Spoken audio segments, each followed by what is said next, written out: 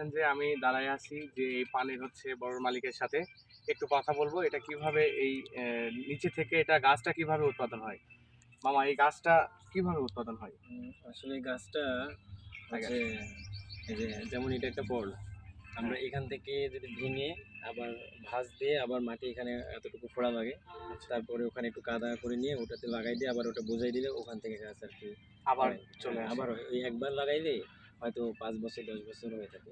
ও, একটা ইন্টারেস্টিং ব্যাপার হচ্ছে এই যে এই গাছটা এটা হচ্ছে উপর থেকে যদি এটুকু ভেঙে নেওয়া হয়, ভেঙে নেওয়ার পরে 5 ইঞ্চির মতো হুম 6 ইঞ্চির মতো মাটি গর্ত করে এটা হচ্ছে রাখতে হয় কাদা করে। রাখার পরে ওখান থেকে গাছটা আবার হয়। ঠিক আছে, এটা একটা খুবই ইন্টারেস্টিং ব্যাপার। একবার গাছটা লাগাইলে প্রায় হচ্ছে 10 বছর এটা হুম রানিং থাকে, এর মধ্যে আর কিছু করতে হয় না।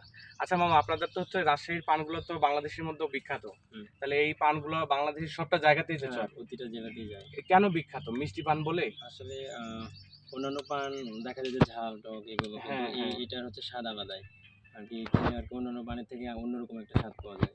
যেমন মিষ্টি, বিশেষ করে মিষ্টির জন্য আর কি। মিষ্টির জন্য রাজশাহীর পান মিষ্টি, এটা আসলে বাস্তব। আবার হচ্ছে এটা আপনারা কিভাবে বাজারে নিয়ে যান তুলে? এটা হচ্ছে ওই যে পান ভেঙে ভেঙে, যেমন এই যে এটা এক সাইজের পান, হ্যাঁ।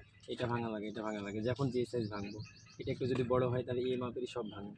ভেঙে তারপরে আর মুছে নিয়ে যেতে হয়, যেমন 64টায় এক বিড়া, এরকম 32 বিড়ায় এক পোয়া, এইভাবে আমরা ও ভেঙে আচ্ছা, ভেঙে নিয়ে যাই 64 পাতায়। পিসে 64টা পাতায় হচ্ছে এক বেড়া বলে।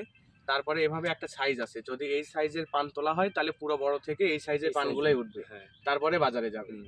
আচ্ছা মামা, এটা কেমন রেটে বিক্রি হয় এটা বিভিন্ন সময় বিভিন্ন রেট, যেমন বাজার অনুযায়ী? এখন যেমন বর্ষার সিজন আসতেছে, এই জন্য এখন একটু কম দাম। আর যখন মানে পান এই যে কিছুদিন পরে আবার এরকম ছোট করে দিবে, মানে বর হুম। বেঁধে দিবে, বাইরে দিবে, তারপরে দেখা যাবে আর পান হবে না, শীত আসবে, তখন আর বাড়ে না এটা। সেই তো সময় পানের আপনাদের বাজারটা পানটা অনেক হচ্ছে দাম। মূলত কোন সিজনে বেশি হয়? এই যে বর্ষার সিজন। বর্ষার সিজনে। আচ্ছা। সাধারণত অন্যান্য ফসলের মতো এগুলোতে হতে সার মেডিসিন দিতে হয়। এগুলো সব কিছুই, বিশেষ করে এটাতে বেশি পরিমাণে লাগে। ওইটাতে আরো বেশি রোগ পরিমাণে বালাই আর কি লাগে। বেশি হয়। ও আচ্ছা, আচ্ছা, আচ্ছা। তা ধন্যবাদ মামা। অনেক ভালো লাগলো। ঠিক এতক্ষণ আছে। আপনারা শুনছেন যে পানটা কিভাবে গাছ থেকে শুরু করে বাজারজাত পর্যন্ত শুনলাম আমরা। সবাই আশা করি থাকবেন ইনশাআল্লাহ।